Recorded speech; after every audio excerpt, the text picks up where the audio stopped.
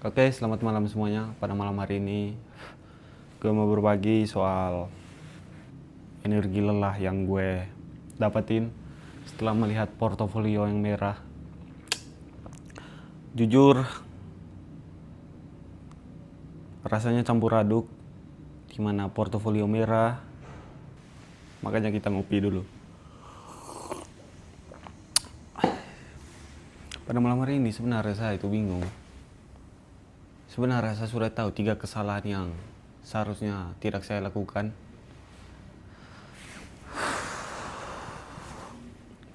Tapi masih saya lakukan begitu.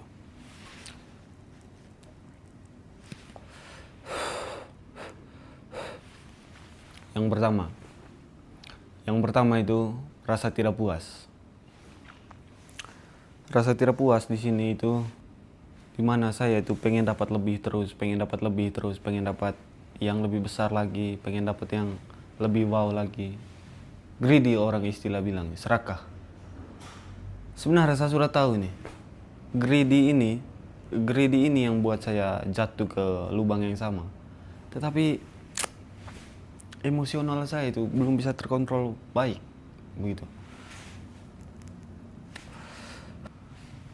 Tapi dalam lubuk hati saya tahu mungkin bukan besok, mungkin bukan 1 bulan kemudian, mungkin bukan tahun depan, tapi yang pasti gedung itu alasan saya memulai semua ini, dan itu semua semangat itu yang tidak akan padam dalam hatinya saya. Nah, ini juga salah satu penyebab portofolionya saya merah gitu.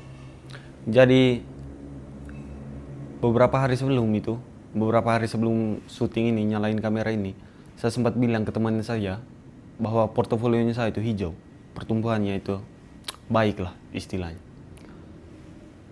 Tetapi di sela-sela pembicaraan tiba-tiba terbenak gitu di pikirannya saya kalau misalnya, dan langsung saya ucapkan ke temannya saya begitu, kalau portofolionya saya itu akan merah suatu saat. Dan betul saja, hari ini portofolionya merah.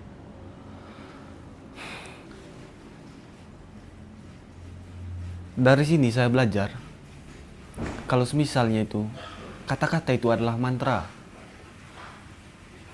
Betul yang diomong oleh Bruce Lee. Bruce Lee pernah bilang di salah satu wawancara TV, kalian bisa lihat, kalian bisa cek videonya di YouTube, di media sosial manapun. Bruce Lee itu pernah bilang kalau misalnya kata-kata yang dibilang, kata-kata yang diucapkan itu mantra. Dan menurut saya itu tidak apa-apa gitu. Karena sebelumnya saya sudah pernah mengekspektasikan bahwa portofolionya saya akan merah, market ini akan merah. Jadi ketika sudah merasakan, saya tidak merasa apa-apa gitu. Dan menurut saya trader pasti pekerjaan yang gila aja. Kalau yang pertama tadi greedy itu serakah yang tadi itu. Yang kedua itu tidak percaya diri.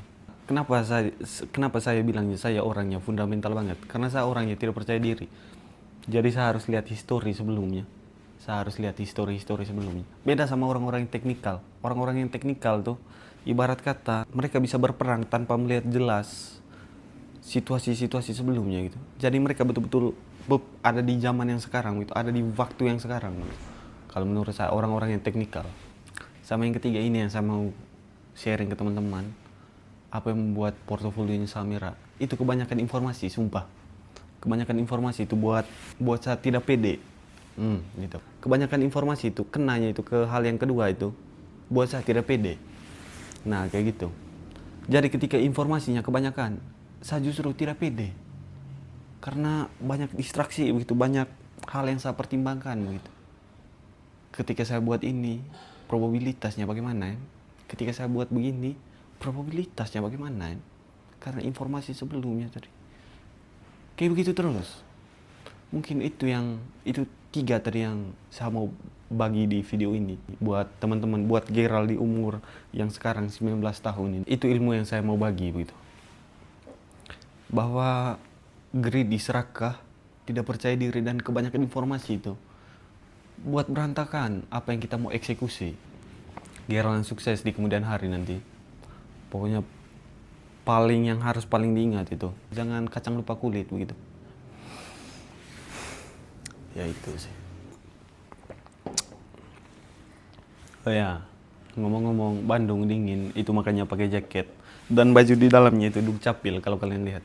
Ini baju olahraga ayah saya yang bekerja sebagai aparatur sipil negara di bagian Dukcapil.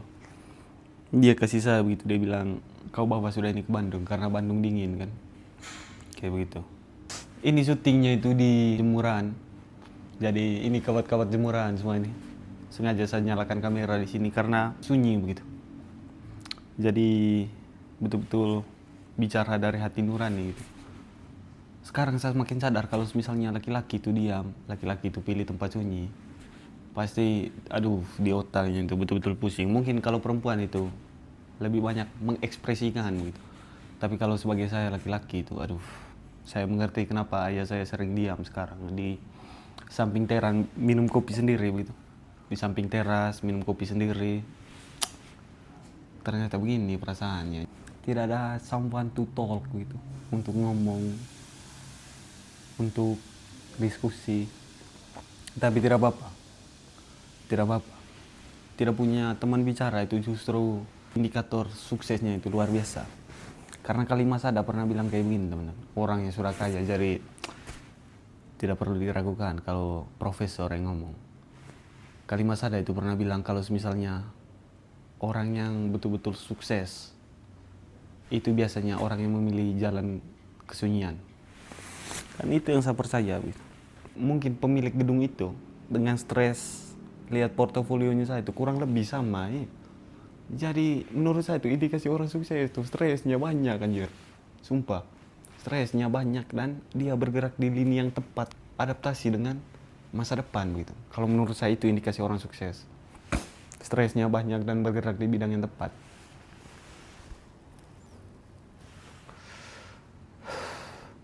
Oke, sudah. Bye-bye.